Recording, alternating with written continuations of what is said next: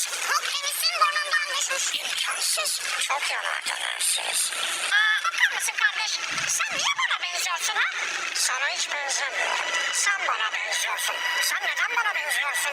Bak şöyle yapalım. Soruları ben sorayım. Geri gelen kirpi. Kimsin sen? Ve niye bana benziyorsun? Bununla zaman kaybedemem. Yolunuza gidin. Yoksa hepinizi üzerim. Bağırın kardeş. Hazır mısınız? Akdeniz'in burnundan düşmüş. İmkansız. Çok yanar dönersiniz. Bakar mısın kardeş? Sen niye bana benziyorsun ha? Sana hiç benzemiyorum. Sen bana benziyorsun. Sen neden bana benziyorsun? Bak şöyle yapalım. Soruları ben sorayım. Geri gelen kirpi. Kimsin sen? Ve niye bana benziyorsun? Bununla zaman kaybedemem. Yolunuza gidin. Yoksa hepinizi üzerim. Bağırın kardeş. Hazır mısınız? Akdeniz'in burnundan düşmüş. İmkansız. Çok yanar dönersiniz. Bakar mısın kardeş? Sen niye bana benziyorsun ha?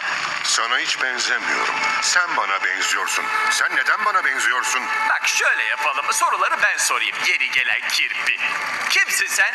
Ve niye bana benziyorsun? Bununla zaman kaybedemem. Yolunuza gidin.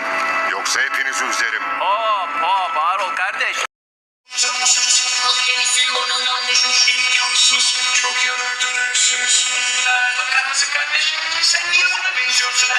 Sana hiç benzemiyorum. Sen bana benziyorsun. Sen neden bana benziyorsun? Bak şöyle yapalım. Soruları ben sorayım. Geri gelen kirpi. Kimsin sen? Ve niye bana benziyorsun? Bununla zaman kaybedemem. Yolunuza gidin. Yoksa hepinizi üzerim. Bağır ol kardeş. Akdeniz'in burnundan düşmüş. İmkansız. Çok yanar dönersiniz. Bakar mısın kardeş? Sen niye bana benziyorsun ha? Sana hiç benzemiyorum. Sen bana benziyorsun. Sen neden bana benziyorsun? Bak şöyle yapalım. Soruları ben sorayım. Geri gelen kirpi. Kimsin sen? Ve niye bana benziyorsun? Bununla zaman kaybedemem. Yolunuza gidin. Yoksa hepinizi üzerim.